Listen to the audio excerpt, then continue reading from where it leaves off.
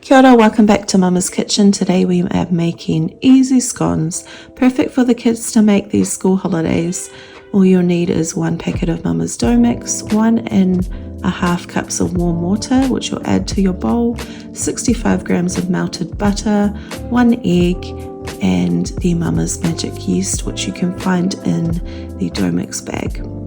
Whisk that together and you'll add your Mama's dough mix to the bowl and mix until all combined. There is no kneading in this recipe. It's super easy to make and it's quite a wet dough, so you don't need to add any more flour.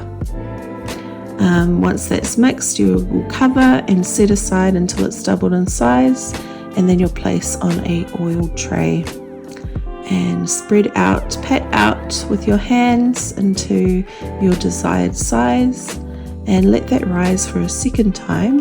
And once it's risen, you'll just poke holes in. This is super fun for the kids.